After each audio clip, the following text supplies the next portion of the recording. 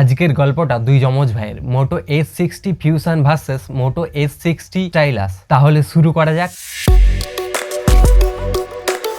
Design wise বা build কোয়ালিটির দিক থেকে দেখতে গেলে দুটো ফোন সেম হলেও মোটো S60 ফিউশনে আছে গরিলা গ্লাস 7i এর প্রোটেকশন, যেখানে মোটো S60 স্টাইলাসে আছে গরিলা গ্লাস 3 এর প্রোটেকশন। ডিসপ্লের দিক থেকে দেখতে গেলে দুটো ফোনে সেম ডিসপ্লে টেকনোলজি থাকলেও মোটো S60 ফিউশনে আছে 6.67 ইঞ্চ ডিসপ্লে, যেখানে মোটো S60 স্টাইলাসে আছে 6.7 ইঞ্চ ডিসপ্লে। এছাড়া মোটো S60 ফিউশন থাকছে ফুললি কার্ভ ডিজাইনে, যেখানে মোটো S60 স্টাইলাস থাকছে ফ্ল্যাট ডিজাইনে। মোটো S60 ফিউশনে আছে HDR10+ এর সাপোর্ট এবং 1500 নিটসের হাই ব্রাইটনেস, আর মোটো S60 স্টাইলাসে আছে HDR এর সাপোর্ট এবং 1400 নিটসের হাই ব্রাইটনেস। তবে দুটো ফোনে HDR এর সাপোর্ট থাকা সত্ত্বেও এখনো পর্যন্ত নেটফ্লিক্সে HDR এর কোনো সাপোর্ট নেই। আর যদি ক্যামেরার কথা বলি, দুটো ফোনে সেম ক্যামেরা লেআউট থাকলেও মোটো S60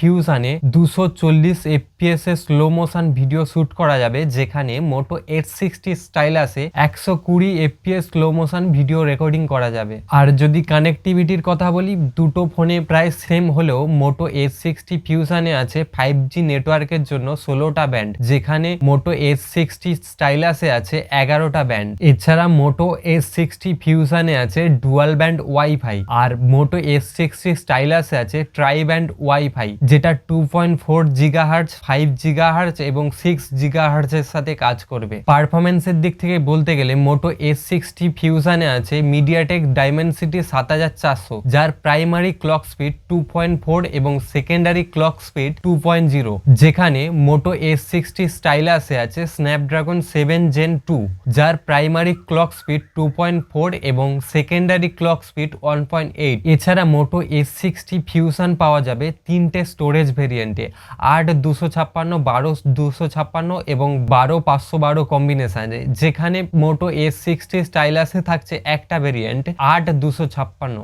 দুটো ফোনেই পাওয়া যাবে মাইক্রো SD কার্ড স্লট। আর যদি সফটওয়্যার এক্সপিরিয়েন্সের কথা বলি, তাহলে দুটো ফোনই লঞ্চ হবে হ্যালো UI, যেটা Android 15 এর ওপর বেস। তবে মোটো S60 ফিউশনে পাওয়া যাবে 3 বছরের মেজর OS আপডেট, যেখানে মোটো S60 স্টাইলাসে পাওয়া যাবে 2 বছরের মেজর OS আপডেট। এছাড়া মোটো S60 ফিউশনে থাকছে 5500 mAh এর ব্যাটারি, যেখানে মোটো S60 স্টাইলাসে থাকছে 5000 mAh এর ব্যাটারি। এছাড়া দুটো ফোনেই 68 ওয়াটের ফাস্ট চার্জিং সাপোর্ট করবে, আর শুধুমাত্র মোটো S60 স্টাইলাসে থাকছে 15 ওয়াটের ওয়্যারলেস চার্জিং। এছাড়া মোটো S60 স্টাইলাস যে কারণে স্পেশাল, সেটা হচ্ছে এর স্টাইলাস পেন।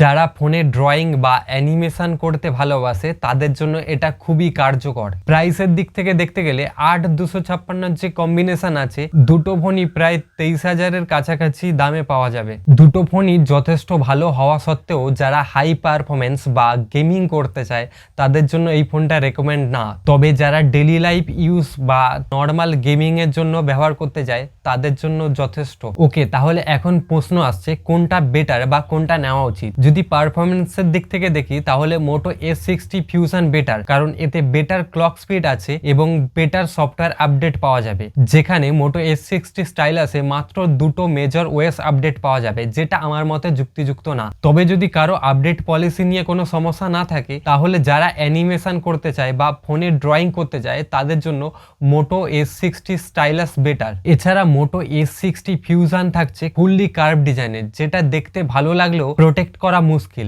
অন্যদিকে মোটো S60 স্টাইলাস থাকছে ফ্ল্যাট ডিজাইনে, তাই তুলনামূলকভাবে এটা প্রোটেক্ট করা অনেকটা সহজ। আজকের এই পর্যন্ত। ভিডিওটা কেমন লাগলো কমেন্ট করে অবশ্যই জানাবেন। দেখা হচ্ছে পরের ভিডিওতে। সাবস্ক্রাইব।